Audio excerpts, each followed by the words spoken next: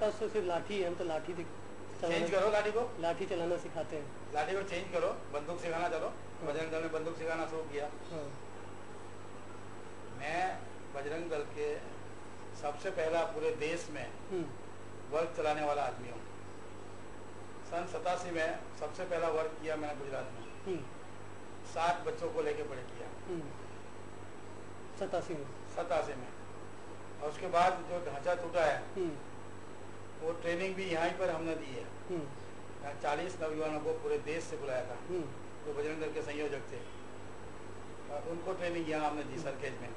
तो बाद में बड़ा बड़ा बवाल हुआ, भाई ट्रेनिंग सरखेज में दी गई। राजेश पारौर ने वहाँ पर लोकसभा में बताया ये तालीम जो है तोड़ने की, ढांचा गिराने की तालीम, वो बाबरी मस्जिद गिराने की तालीम जो है कि अहमदाबाद में सरखेज में दी गई। अच्छा, ऐसे उसमें सवाल उठाया? हाँ बिल्कुल, और पूरा यहाँ CBI इंक्वायरी बाकी सब कुछ बहुत चला है वहाँ पर।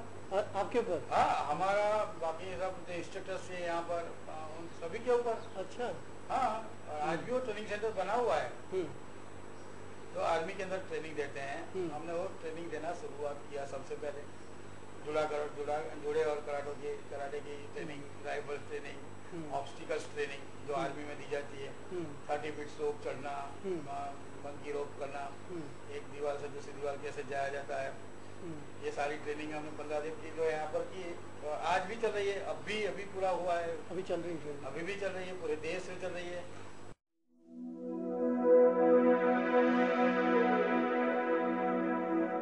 2002 में जब बोधरा हुआ तो जैसे कहा कि हिंदुओं के पास हथियार तो रहते नहीं, तो फिर कैसे लड़े?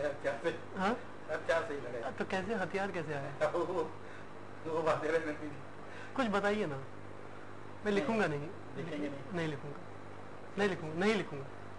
मेरी खुद की गन की फैक्ट्री, मैं ही पटाखे बनाता था, क्रैकर्स बनाता था। जी। सारे बम उसमें बनाए, डीजल बम, पाइप बम और सब बनते थे वहाँ पर।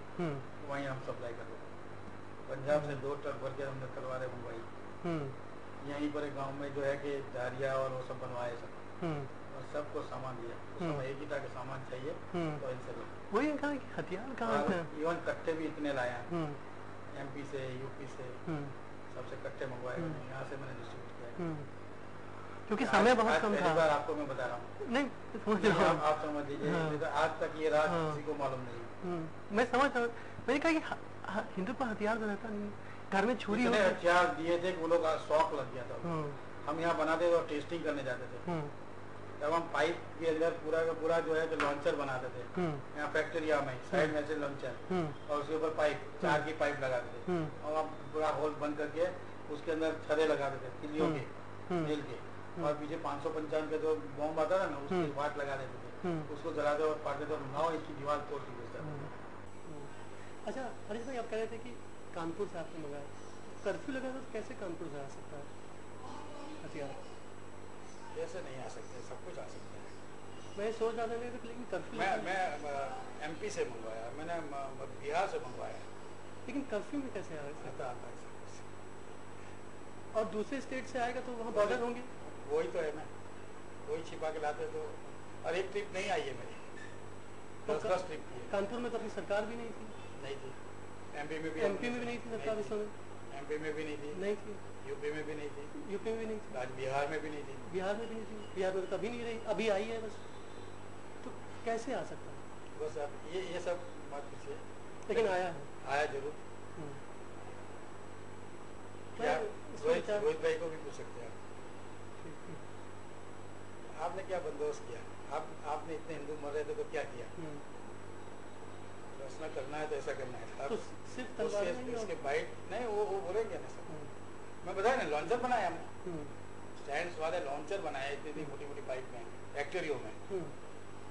उसकी टेस्टिंग करने गए, उसमें ये भी शामिल थे।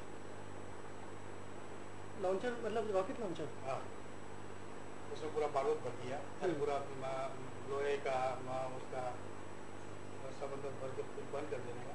और मैंने बताया 555 की लोकल मेड, उसको आग लगा दिया, ब्लास्ट करेगा पूरा। तो कहीं इस्तेमाल हुआ वो?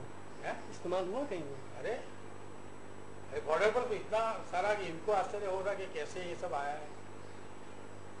नहीं, अपने अहमदाबाद में इस्तेमाल हुआ? अहमदाबाद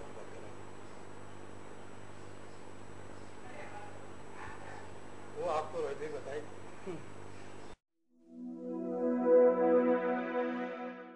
जब जिस दिन गुजरा हो उस बार समय नरेंद्र भाई के क्या प्रतिक्रिया रही?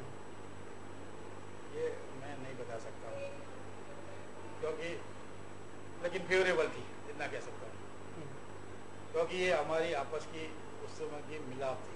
कुछ तो बताइए नरेंद्र भाई, नहीं क्या उनका क्या? उनका फेवरेबल था। हाँ। लेकिन हम ये क्योंकि स्टेटमेंट हम नहीं कर सकते हैं। जो उन्होंने किया है ना, वो शायद किसी मुख्यमंत्री ने नहीं किया होगा। मैं कहीं इसको कोट नहीं करूंगा, मैं वैसे भी आपको कोट नहीं करूंगा कहीं अपनी हाँ। किताब में। तो उन्होंने जो 3 दिन का मोहलत दिया था, हाँ। जो भी करना चाहो कर लो, 3 दिन के बाद में बंद कर दूंगा, ये उन्होंने खुलेआम कहा था। और 3 दिन के बाद बोला कि आप बंद कर दो, और सारा बंद हो गया। बंद हो गया 3 दिन के बाद? 3 के दिन में आर्मी भी आ गई, सब कुछ आ गए। हाँ। 3 दिन का मोहलत दिया था, 3 दिन में जो कुछ करना करो, कहा उन्होंने। यस। मैं इसलिए कह रहा हूँ कि वो जो कहा है वो कोई भी मुख्यमंत्री नहीं कह सकता है। आपसे बात हुई थी उनकी? मैं बता रहा हूँ ना कि हम सब वो मीटिंग में थे। उनको सरकार चल रही थी। आज जो आज परेशानी हो रही है उनको, हर तरह से केस खुल रहे हैं, हर तरह से सब लोग उसको विरोध कर रहे हैं, यहाँ के लोग उनका विरोध कर रहे हैं। अभी बीजेपी के लोग विरोध कर रहे हैं। बीजेपी के लोग, क्योंकि जो किया है उससे उनकी छवि जो इतनी बड़ी बन गई है, वो दूसरे पॉलिटिशियन बर्दाश्त नहीं कर सकते।